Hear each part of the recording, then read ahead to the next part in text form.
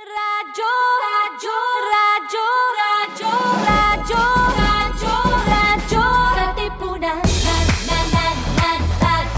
Katipunan, radyo, Katipunan, radyo, radyo, radyo, Katipunan, radyo, Katipunan. The voice of the Eagle, kami di mapipigil sa pagbabalitang tumpak at tama. Buhay atin sa labas ng eskwela, ating ibibida lahat ng eskwela. Radyo, radyo, radyo, Katipunan, radyo, radyo, radyo, Katipunan, radyo, Katipunan, radyo, Katipunan. Kawal ni Ignacio, Katipunero sugo, todo sa kayod, punong at tulong. Di pa Blue Eagle, galing hiting at tigil.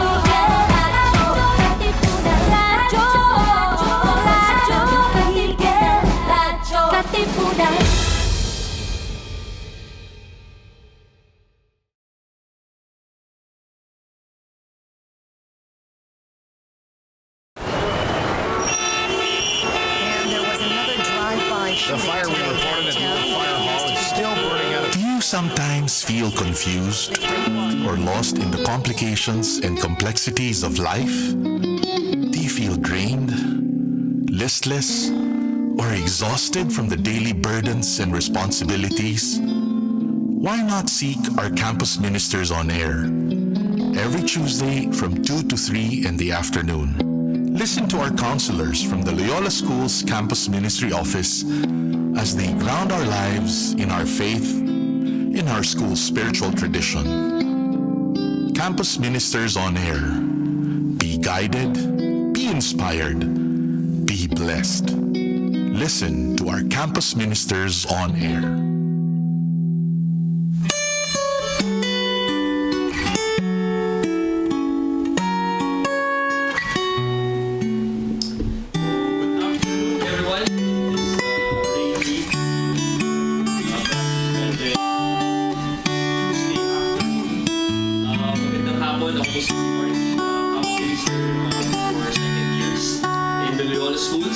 We are back with another episode. Sorry. We are back. Oh my God. We are... Di naka-on. Ano ba yan? Ano ba yan? Okay.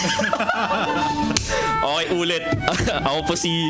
Welcome. Good afternoon to Campus Ministers on Air. Ako si Marky, the Campus Minister for second years at the Loyola Schools, Ateneo de Manila University. And we're here to talk about movies and Ignatian spirituality kasi 100 years ng cinema in the Philippines, Philippine cinema, 100 or 102, depende sa kung sinong kausap mo, Lovin. Depende sa kung sinong kausap mo, okay.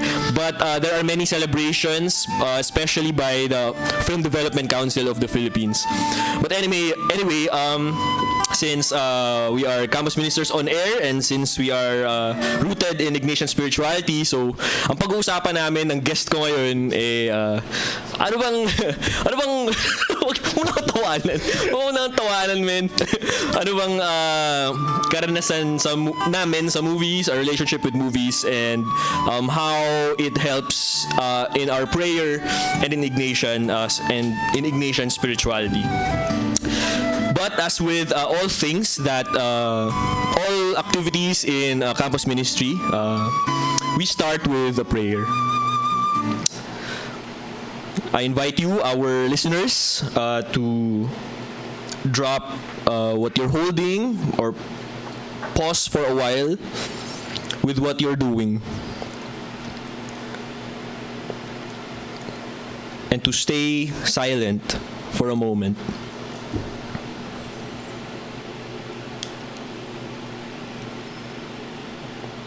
Be aware of your breathing or the sounds around you or the way that your body sits or stands wherever you are.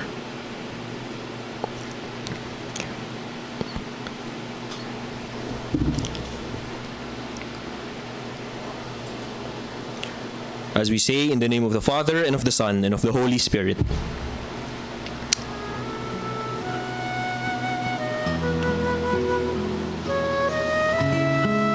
Under a leaf, in a snowflake, in a blade of grass, in a raindrop, all parts of nature. In your parents' loving embrace, in the phone call from your grandparents, all family relationships. In working and sharing with others, in helping the unfortunate, all volunteering jobs, in music and in movies, in what we see around us, all parts of our culture. Where are you able to find God? Lord, help me to find you in all ways and walks of life. As we say the prayer that Jesus has taught us. Our Father who art in heaven, hallowed be thy name. Thy kingdom come, thy will be done on earth as it is in heaven. Give us today our daily bread, and forgive us our trespasses, as we forgive those who trespass against us. Lead us not into temptation, but deliver us from evil. Saint Ignatius of Loyola, Pray for us. in the name of the Father, and of the Son, and of the Holy Spirit. Amen. Alright. So, wala nang paligoy-ligoy pa. Papakilala natin ang ating guest. Very honored to have our guest. Our guest is my brother in Arvisu House. Kailan ba tayo nagkakilala? Parang Mga Feb siguro. ano to? Feeling ko mga Feb this year. This year lang ba? VDP nights. So this Feb lang pala. This Feb lang pala kami nag-meet ng mga VDP night and recollections ng Voc Prom team na tinutulugan ko daw. Yeah. At nag-iilik siya. Okay, sige na lang. Wala nakakaalam. Okay. Sandy Napa, thank you for being here. Thank you for inviting me. Thank you for being here. Okay, so si Sandy spent some time in the corporate world. Sometime na lang, huwag nating sabihin kung ilan. Before entering Arvisu with me, with 9 other brothers in Arvisu House, the candidacy house of the Jesuits. Pero okay, I mean wala din pag-usapan natin ngayon. Pag-usapan natin ngayon kasi kasundo kita sa movies. Okay. Kasundo kita sa movies. Okay, so game na unang tanong. Kailan ba nag-start? Kailan ba nag-start yung relationship with movies? Parang did you like watching movies ever since childhood? So I think first time ko nakapanood ng movie was I was in grade 2. wow. So, wag na nating tanungin kung anong taon yun. Pero anong movie? Batteries Not Included. Yun yung title. Okay. It was a foreign film. It was a foreign film. Okay. They made us watch the school. It was a school required. A school requirement, Okay. yeah. So, it was very interesting because it was about flying saucers na somehow merong sense of family and all that. And, Wow. So parang alien life form tapos they went to the earth and somehow mingled with it. Parang ganun. Medyo hazy na yung but I do Okay. remember a lot of flying saucers na parang mini UFOs. Ganun. Parang cartoon siya, ganun. Medyo ganun. Parang Okay. pambata talaga. I mean, grade 2 students. So what can you expect really? So, I think very, kasi siya, very potent. I love stories in general. Tapos parang, with movies kasi the thing is, you're bombarded with the experience. Yeah. You have your visual aspect, you have your audio aspect. Especially nowadays na parang even the movie houses, parang they're equipped with really to make you really feel yung dagundong nung and you really get to immerse in the stories. Right. I think that's one aspect of the movies that sort of I've always found very interesting and very engaging kasi parang you really get to immerse in what the vision is of the storyteller or the director yan. So parang after watching Batteries Not Included, parang you really, parang you want to watch more, you want to... Well, ano rin kasi, parang syempre before, parang hindi din naman ganun kadami yung access to movies. Right. So, so normally what would happen is, manonood ka sa TV, because they would usually show movies, foreign movies, Tagalog movies sa television. Usually it's the 9 to 11 time slot. AM. No, PM? Evening. So yun, tapos habang tumatagal, so lalo ding, I mean, at the end of the day, it's a story. I think it's really the story part and being somehow immersed in it and considering how it engages your senses. So I think that's what really drew me to movies. Now, what I like about movies as opposed to TV series, for instance, no, kasi in 2 hours the story is done. Tapos na, yeah. Right? Okay. Unless the intention really is to have a sequel or what. But you somehow get closure, which is parang if you're watching a TV series kasi you don't really get that because you need to watch and sometimes you get tired in the process. So that's something that's an element na hindi kita doon sa movies. So sa TV series. Right. So kaya mas gusto ko yung form, right? Tapos nung high school also and in college, so again, very limited din kasi parang syempre yung allowance ko, hindi naman pwedeng palagi akong mag-watch ng sa cinemas, right? What I would often do is rent. Uso pa noon yung hindi pa kasi masyado uso yung mga pirated or yung mga downloaded, mga from the internet. So what happened before was that I really rent a lot of movies high school every week. High school, college. Wow. Yes. VHS pa yung format nun. Right. So that sort of gives away. And I think that really, especially watching foreign films, English films mostly back then, kasi yung iba pa rin yung movements kasi nung local cinema industry back then. So basically, so yun, I keep on renting movies sa Video City or yung mga neighborhood video stores. Baka hindi mo na siya naabutan yung mga kalakaran. But and that sort of exposes you also to different things, like ano yung experience ng ibang tao. And I mean, of course, you don't take it na as it is, diba? So parang, of course, it's a movie. So therefore, meron mga parang creative licenses na tinwist here and there to make it more appealing. But ultimately, I think it gives you a glimpse of the human experience of others. You get exposed to how other people are living their life, what life is in their country or so yun, so you get exposed to that, and that's something also that because it really stretches your mind. Kasi you tend to be limited by what you're experiencing, you tend to be limited by what you know, and so the more you expose yourself. So it's really more movies than books for me. I do love reading books also, but mas movies kasi. Again, para medyo kasi siya. The books medyo effort kasi siya in a sense.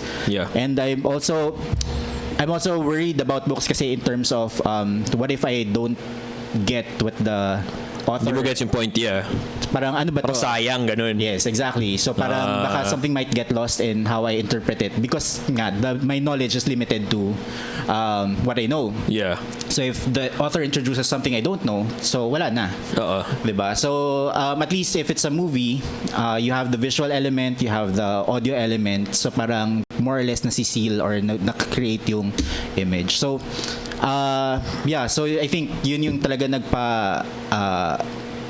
doon ako na draw talaga sa movies because of the experience, because of how it stretches your knowledge as well, and your capacity to understand how different things might be for different people.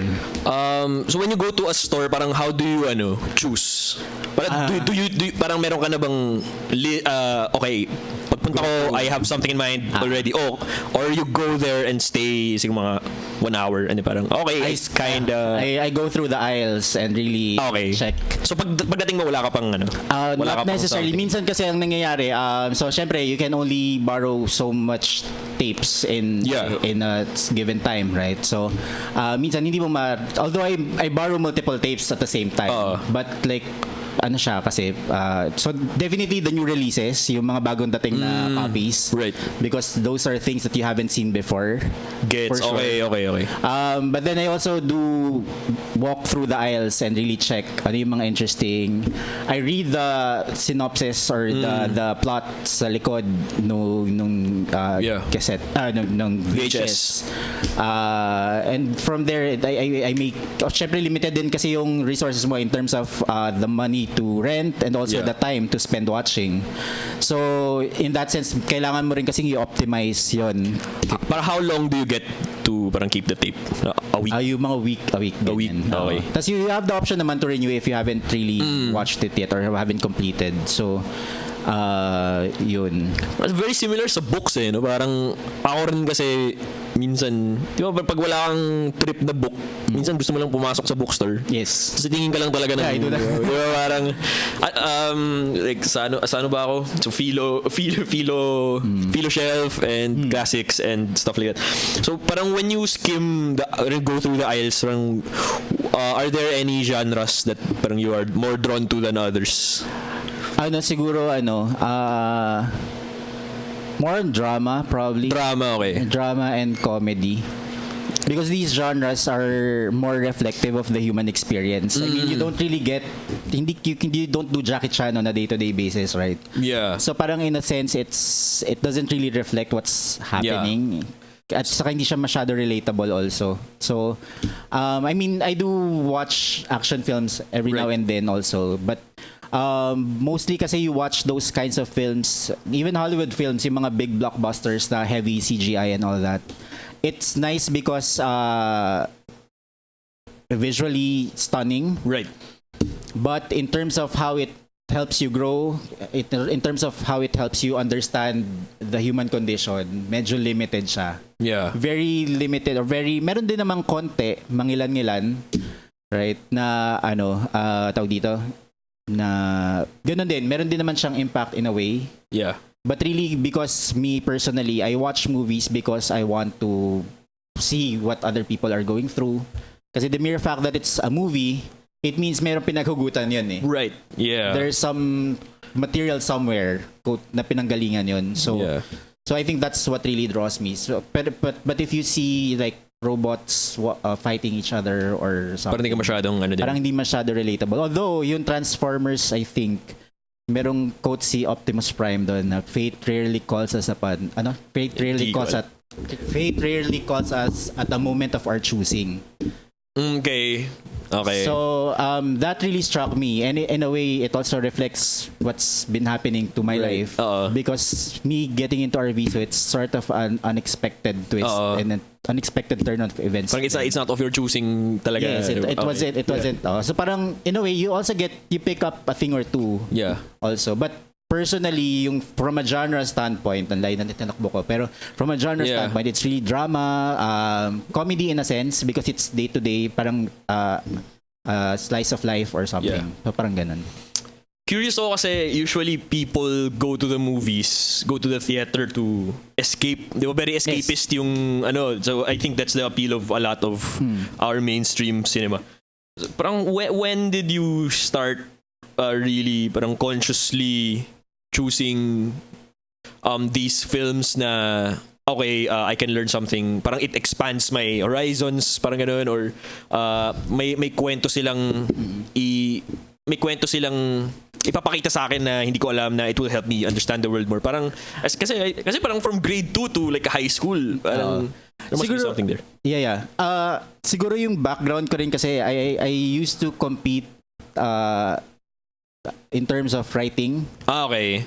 So I really write. So a lot of it also involves, syempre when you compete, you don't, syempre what do you expect to write if you don't know anything, right? Right.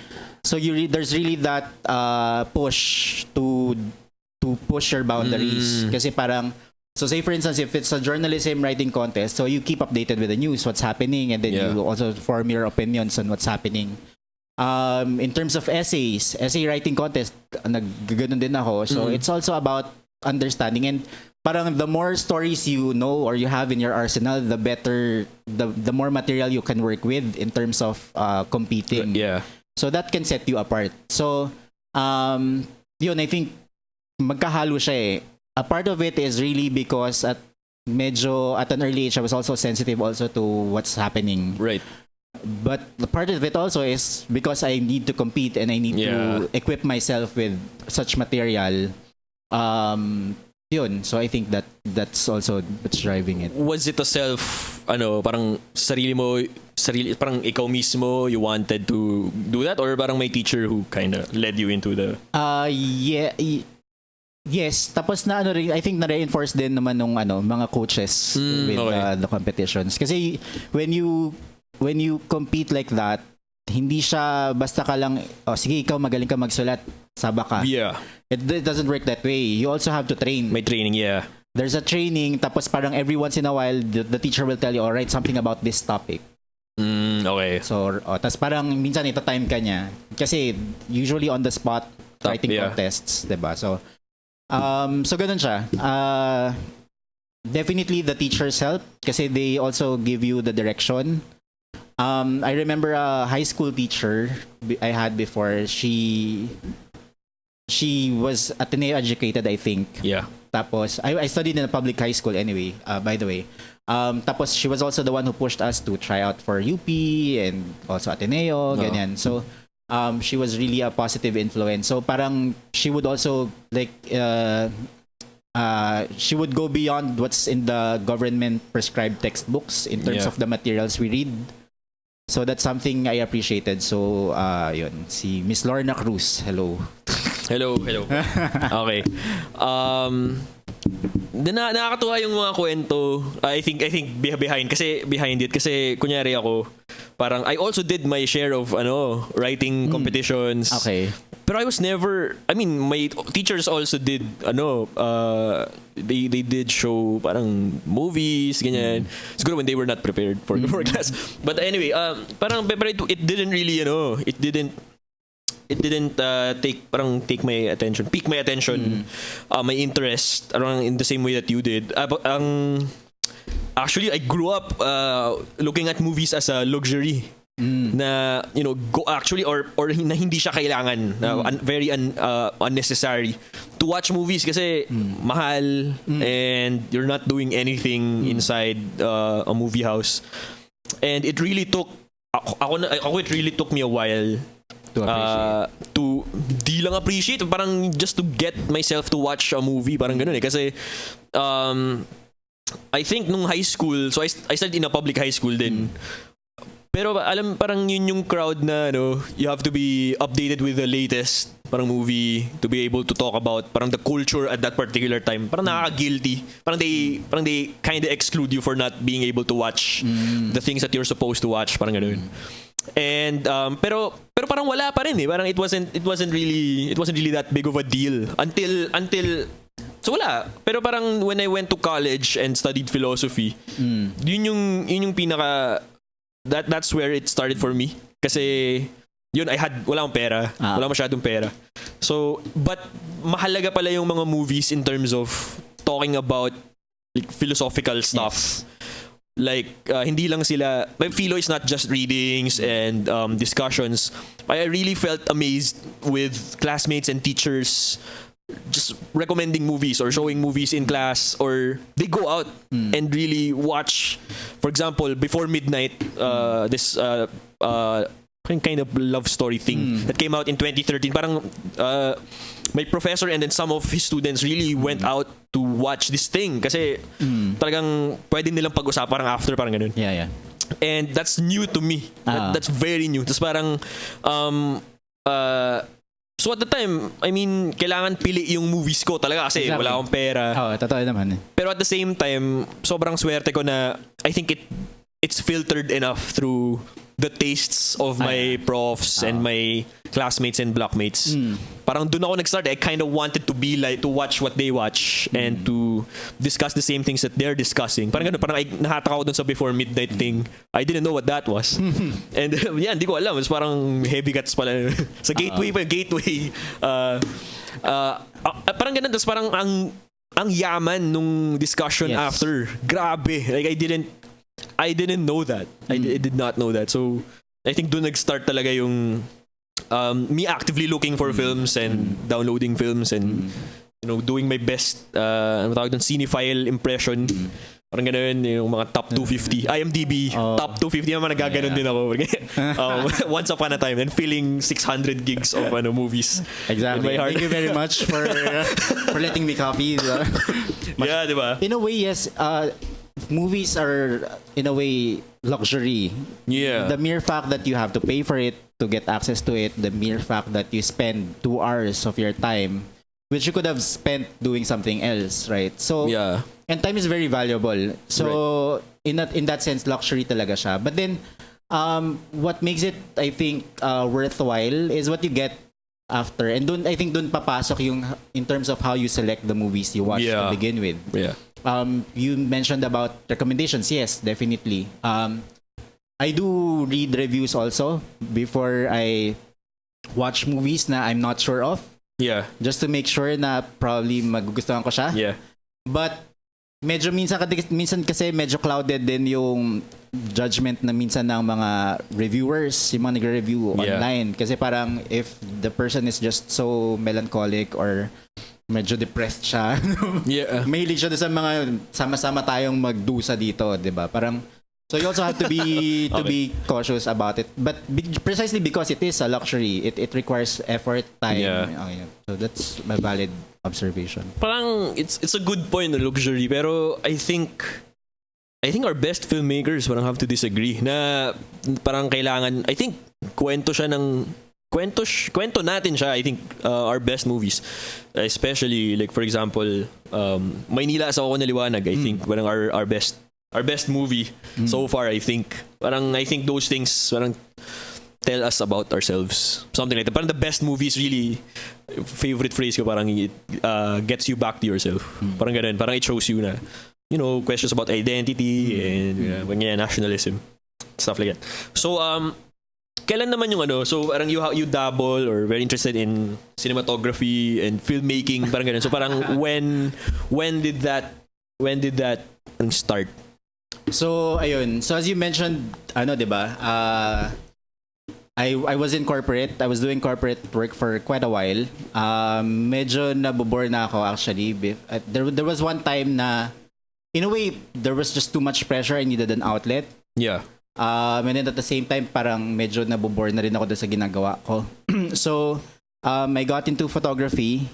And then I wanted to upgrade to new gears, yung mga mas high-end na gears para mas masaya. Yeah. But I parang sabi ko sayang naman kung I use my savings for that. So sabi ko kailangan I want to upgrade with the justification that because I want to go semi-pro, like I want to do freelance photography, ganyan. Kahit mag-shoot ng mga debut or mag-shoot ng weddings whatever, ganyan. So just to justify. So sabi ko rin, okay, if I'm gonna be charging people, I need to equip myself with the skills. Yeah. Right? So what I did was I actually enrolled in photography classes. Ganyan. And then there was one time na parang natapos ko na yung basic photography. Basic na the advanced photography.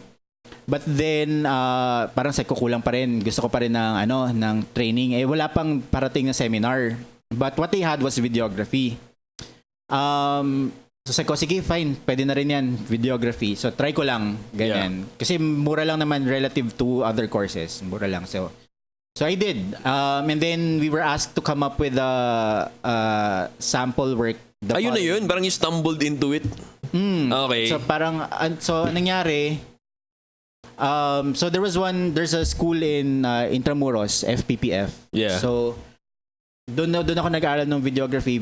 Very basic lang, very basic. And then pero at the end of the seminar, you come up with a 30-second or 1 minute na reel na showing yung yung photos mo. So what I did actually was parang video montage lang siya in UP, which is where I studied in college. So tas parang sobrang na-amaze ako kasi the idea that 'di ba sabi nila a picture paints 1,000 words, right? And 1 second of film contains at least 24 Frames. photos. Oh yeah. So 24 frames, 24 frames, photos. yeah. So parang sobrang rich, sobrang grabe yung potential niya to tell a story, to make humans feel things. Yeah. Yeah, 'di ba?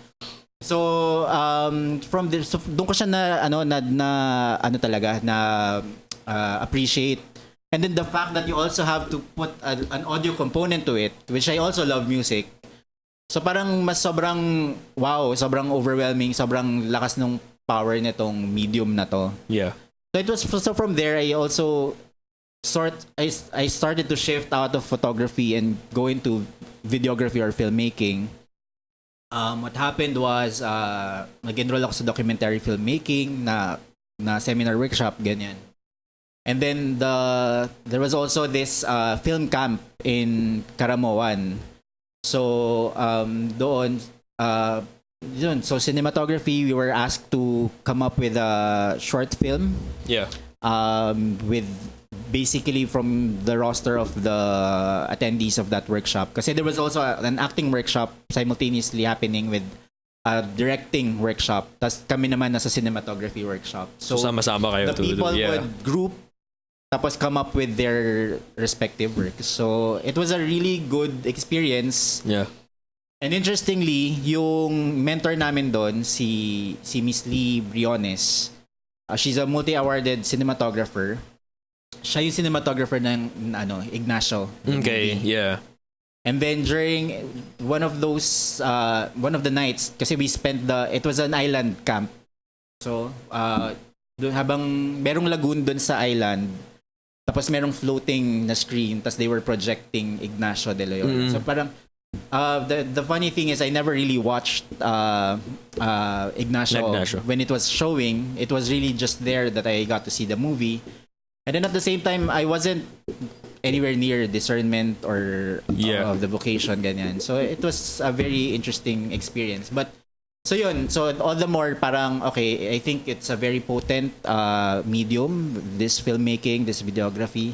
I used to appreciate it from an audience perspective, but also knowing or being able to see kung ano yung kaya mong gawin and to convey a story and make people feel things. Yeah. So para napaka powerful for me, and yun. So I think that's really what's keeping me drawn to it. Although yun nga, parang things got busy at work, and then I started MBA studies as well. Tapos, now I have Arvisu. So, parang very limited time din yung to devote to it, to practice the craft. So, I'm not really getting any better at it. But, whenever I get the chance to come up with videos, I do grab those opportunities. So, say for instance, a close friend of mine from work, approached me because he was proposing to his now Okay wife. lang ba? Okay. So kinasal na sila naman. So, Okay. Akala ko. So hindi na spoiler. So what I did was parang I shot a video of the proposal. So I interviewed him ganyan. Tapos parang it was a documentary style na short clip lang. And then they showed it sa social media to announce that they are now engaged. And then they also showed the movie, the short film during the wedding itself. Yeah. And then after actually before the wedding, ganun din, parang in-interview ko naman yung wife. So para meron ding partner yan. So, it's a very nice feeling to see your work being shown that way, and also people appreciating it, and people getting, more than anything, people getting what you want to convey. Yeah. So yun. So dahil na-bring up mo ang Ignacio the movie. Hindi kasi so we're really here because of the role, or siguro parang finding, sabi ni Ignatius, finding God in all things. So tinamaan ka ba nung Ignacio screening, or are there other movies especially recently na okay, it helps you in that way, in prayer man yan, or discernment, or whatever. The interesting thing about Ignacio, about my vocation story, is that I started many years before. So like 2005, 2006. Yeah. I've already gotten in touch with the Jesuits, inquiring about the possibility. Pero hindi ko kasi siya tinuloy. Tapos so after so many years, suddenly here comes Ignacio showing himself to me somehow. Right. Parang okay. Pero I mean, you don't really attach meaning to it, but it's just very interesting how things turn out like that. Pero at the time, parang you felt like, ito ka na naman. Yes. Parang, okay. That's Okay, precisely how I okay. felt. But but yun nga, parang I'm always, and I don't want to think about it that way. Yeah. Kasi parang hindi, kataon lang. Ganun. Oh yeah, right. Pero kasi kung isipin mo, 'di ba, parang sa dinami-dami ng cinematographers sa Pilipinas na pwedeng invite at gawing mentor for that camp, si Miss Briones, and then tapos out of all the movies that she has worked on, si Ignacio yung show niya. 'Di ba? So parang it's very interesting. Now in terms of finding God in all things, siguro I think movies kasi tell a story. Yeah.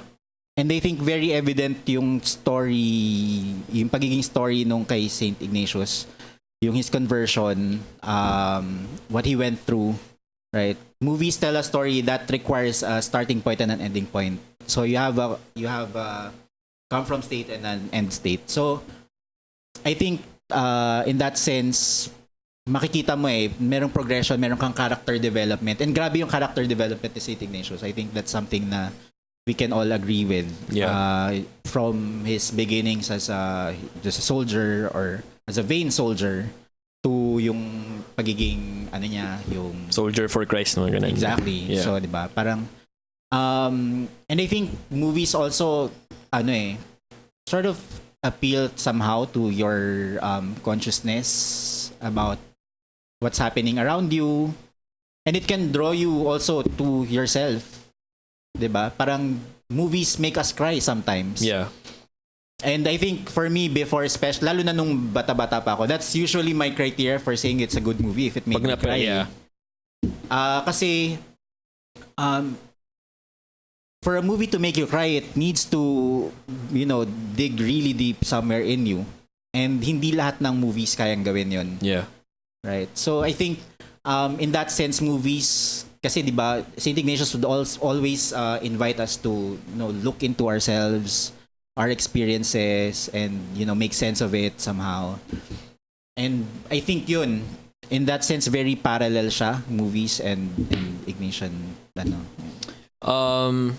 So yung next question about parang di ako muna sasagot nito, pero like movies in your life that kind of affected you in prayer or something like that. Kasi, so ako muna. Kasi, parang mag-isip ka muna dyan. Okay. Parang pinag-isipan ko to while preparing for today. And, so parang may rarely that there's an overtly religious film that kind of affected me. So, siguro from my childhood, talaga, Passion of Christ for sure. Like, it was a shocking, violent movie for a kid. So, parang I wasn't supposed, parang hindi ko dapat pinanood yun at that age. Anyway. But very recently I forgot the title of the movie. Pero yung pinakita siya nung nag-retreat kami ni Luis, our isa pang kapatid namin sa Arvisu. Pinakita siya sa workshop retreat namin sa Bukidnon. Kasi parang we went on. I was there also. I forgot the name of that. Nalala mo yung parang it's this Roman soldier. Yes.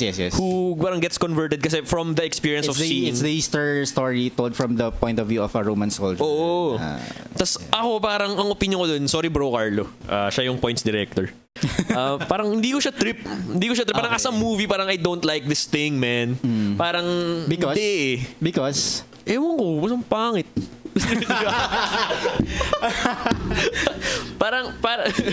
But so parang regardless kasi I had to sit there and watch. I think it was surreal to imagine, to visualize human Christ or yung parang 3D totoong Kristo na he's parang basically suddenly appearing, di ba, to the so ako parang didn't like the movie at all.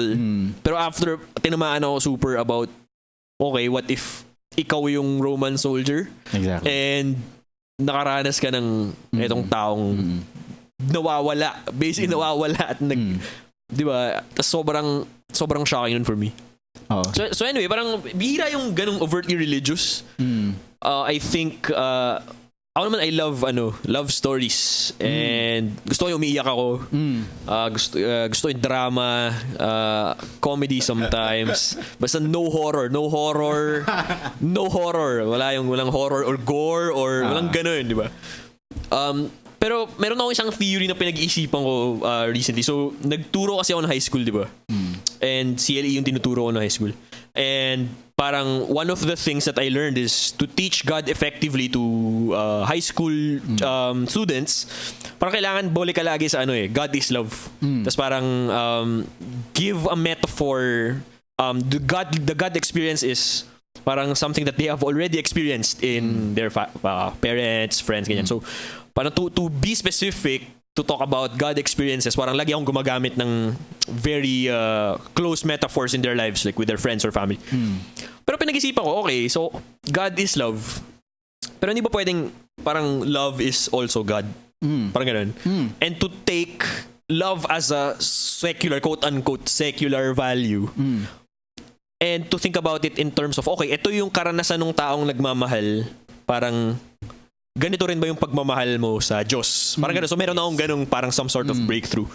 So when I listen to music, it's very, diba, ang daming love songs. Yes. All about all dimensions of like breakups and these themes of longing and missing you and all of those things. And so may mga ganun love songs and then very smitten with the person they love.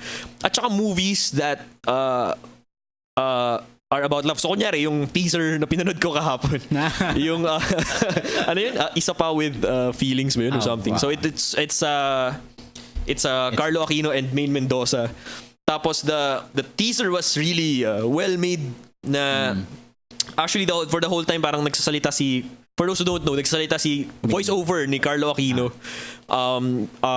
Parang wanting to get into an interaction with Main's character.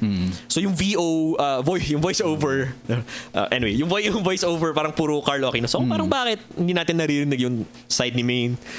Anyway, so parang the twist of the teaser, spoiler pero teaser lang naman, was that sa last parang mga 5 to 10 seconds of the teaser, parang ano pala, ano yun? Deaf ba or mute? Mute si Carlo Aquino. And then parang all of the things na he was talking about in the voiceover is just something in his mind. So ako naman parang okay, so a very interesting movie ganyan. Pero parang naisip ko, okay, if I'm in Main's place and parang what if I met someone who was, a person with disabilities, di ba? Someone who is mute or deaf or parang ganun. And kunyari, parang ang tawag sa akin ay magmahal ng ganung tao. Parang can I also do that to God? Parang ganun, parang meron akong ganung laging question whenever I listen to quote-unquote secular things.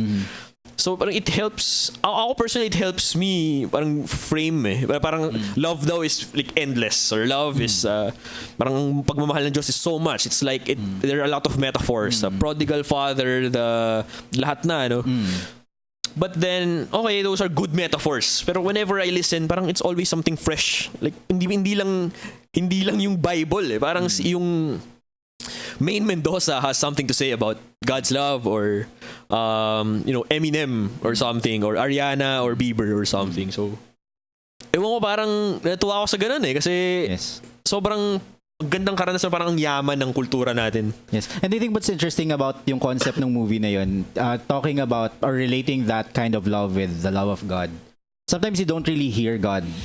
Right. But nevertheless, God makes you feel His love, right? Oh my God. So in that perspective, if you view it from, definitely you can sort of relate Yeah. Definitely the intimacy won't be there, the physical intimacy, but the mere idea that you continue to love somebody if you don't hear, even if you don't hear from him, but nevertheless you feel him. Diba? So it's a very interesting, and I think from an acting standpoint, it's gonna be interesting also how Carlo Aquino will play with that character. So in my mind, parang sunod-sunod na like her Spike Jonze's movie, parang no physical pero may naririnig. So parang how do you love those? Anyway, nanggaling kasi ako sa karanasan na, no? So I was watching. I was wondering yung parang seeing God everywhere. So bisita natin sa bahay kahapon si Father Ro. Yes. Hi Father Ro. Head of Campus Ministry. Anyway, so we talked about we watched this movie separately, Gravity by Alfonso Cuarón 5 years ago. And so pinanood namin yung movie separately, and then so as usual, like my practice at the time, I talk to people about the movies na parang, kumusta to? It's good. So parang, what do you think? And yung mga reflections niya, yung mga sinasabi niya sa akin, puro religious. Puro parang, ito si Cristo or whatever, ganyan. Tapos ako, in my mind, parang, parang pinipilit mo masyado, parang kailangan mo parang, I felt like he was proving to me na he was religious or a Jesuit, parang ganun. That's why parang this... Parang hindi mo ba sapat? Parang hindi ko pa convinced. Hindi ako naniniwala na yun yung reflection niya, parang feeling ko, parang nag-invento siya reflection just for me to see na, he's religious, ganyan. So, syempre, hindi ko naman sinabi sa kanya yun. Hindi niya yun alam until now. Pero in my mind, parang, okay, sobra naman yun. Parang I don't think, the Jesus experience, kumbaga, is something, you bring to the movies. So, parang grabe naman yan. Tapos, and now we're here. Pero I think the evolution, parang the progress, growth from hearing that kind of experience, kasi na-amaze talaga ako. I mean, may tiwala ako sa kanya, love him, pero at the time talaga sobrang I really felt skeptical about parang seryoso ka ba? Just very religious yung interpretation niya of it, and I was just so like clueless siguro and naive, and I didn't, parang it wasn't time for me to see things like that. And now, ako na yung ganun. There are these many things, like for example, the prodigal son story, which I've been living with for the past 5 to 6 years. But it's still a story that's alive. And when I hear my professors talk about, like Bobby Gev, who gives this great prodigal son lecture, who has been living with this story for decades, and to see him parang say something new after mga 20 years, grabe. So parang, yeah, I mean, it's the gift, it's the grace of Ignatian spirituality in our culture. So I think it's something na sobrang sarap pag-usapan. You always view kasi things from your field of experience, right? So kung ano yung context mo at that point in time. So kung halimbawa magpapanood ka ng love story sa isang bata, hindi iba yung pagkuha niya kaysa sa pagkuha ng isang tao na nasaktan at nagbuhos na ng pagmamahal para sa ibang tao. So I think ganun. Probably when you watched it, baka medyo pragmatic mode on ka. Kaya ganun. But yun nga and when you think about it, yun nga, you made reference also about songs being about love. And love also is about God. So because God is love. Yeah. So parang napakadaling i-connect yun. It's just a matter of also kung ano yung sensitivity mo, probably kung gaano ka bukas para makita yung mga ganung bagay. Yeah, so we have a few minutes left. So salamat Kuya Sandy. Let's look at our viewers. So ating mga likers, Kuya Jabog, Andre, ating Arvisu fam, Brother Jackley, good afternoon, hello. Sir Joseph Grino, Ma'am Lizelle Alfonso, Ma'am Clara Ledesma, Ma'am Lynn Andal, Jen Chua, Catherine Cardoz, Ergan Race, Paolo Ortiz, hello. Sir Lester Mendiola and Ma'am Yvonne Peralta, maraming salamat po for tuning in. Hello. And then comment, so ewan ko parang Kuya Jabog, sinabihan ko siya kanina mag-guest, huwag ka magulat, ka nagugulat dyan. Ma'am Catherine Cardos, good afternoon po. Makulimlim na hapon din po Ma'am Jen. Wow, mga Lodi. Thank you, Lodi Andre. No classes. Yes, no classes. Pa-shoutout po. Ayoko. Okay. Okay na. Okay na yan. Okay. So that's it for our comments on Facebook. And before we end, so final question for all our guests. Where did you find God this week, Kuya Sans? Probably in Old Testament class kay Father Manuel Mantasclaros. Okay. Just yesterday. What specifically about Old Testament? I raised some questions kasi via email and I was thinking na medyo bobo questions. Bobo question siya, yeah. Precisely why I emailed because I thought it was something that I could keep between the two of us, but he discussed it in class. Yeah. Anyway.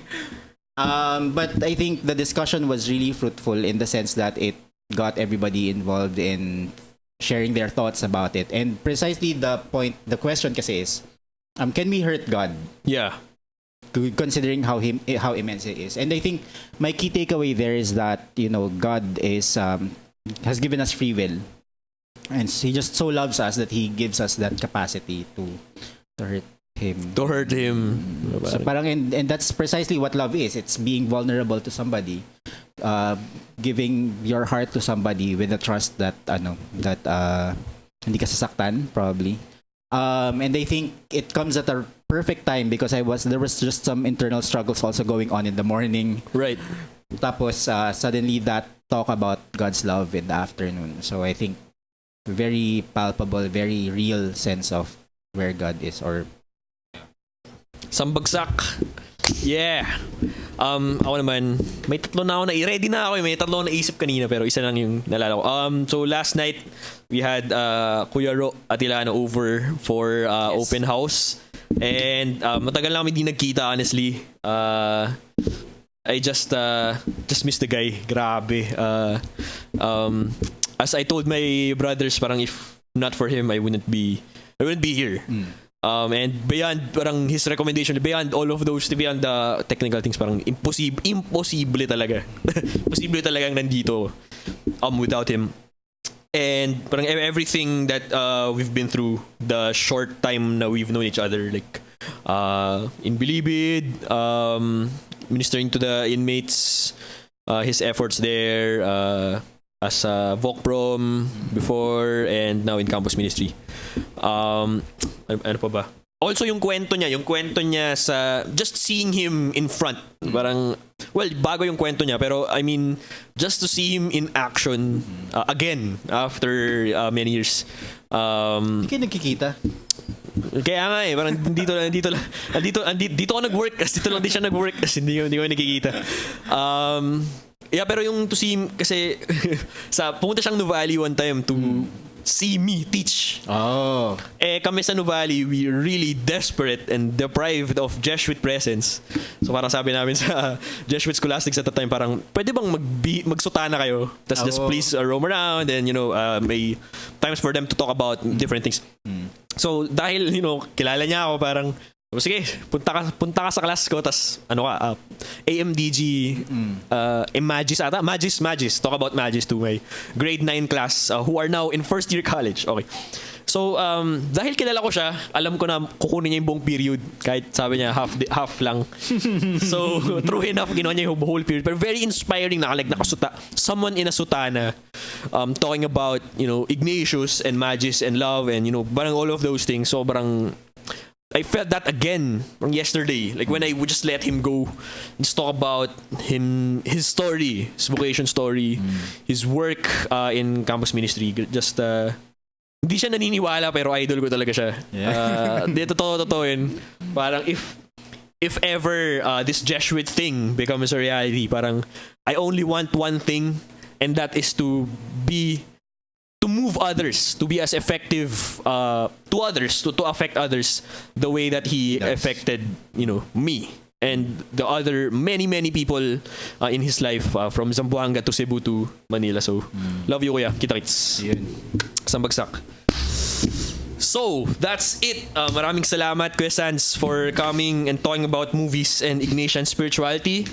On behalf of our house director, the vocation promoter for the Jesuits in the Philippines, if you or someone you know is interested in the vocation of serving God as a Jesuit, as a soldier for Christ, to see God in all things, please call or text 0917 Jesuits.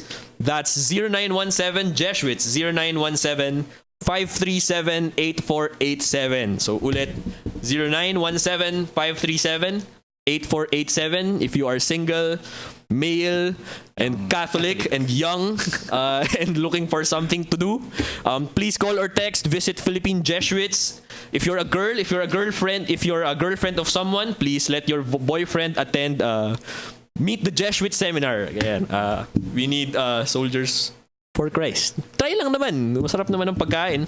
At magaling ang mga speakers. So, maraming salamat. This has been your Campus Minister on air. I am Marky. We're signing out. Salamat. Thank you.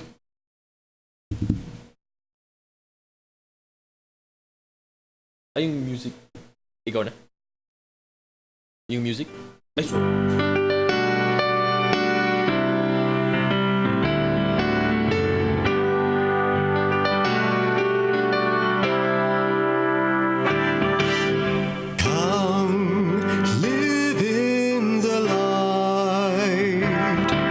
shine with the joy and the love of the Lord. We are called to be light for the kingdom, to live in the freedom of the city of God. We are called to act with justice. We are called to love tenderly. We are called to serve one another, to walk humbly with God.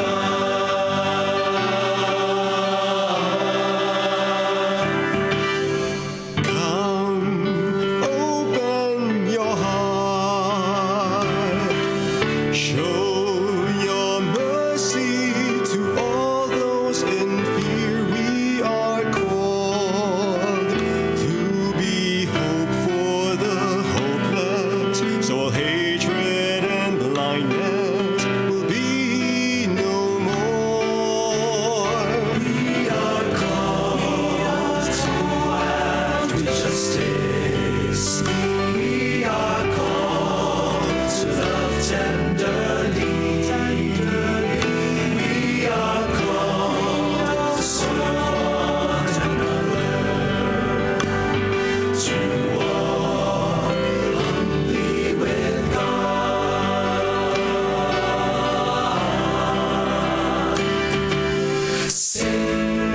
Sing a new song. Sing on the great day when all will be one. God will reign, and we'll walk with each other as sisters and brothers, united in love. We are called to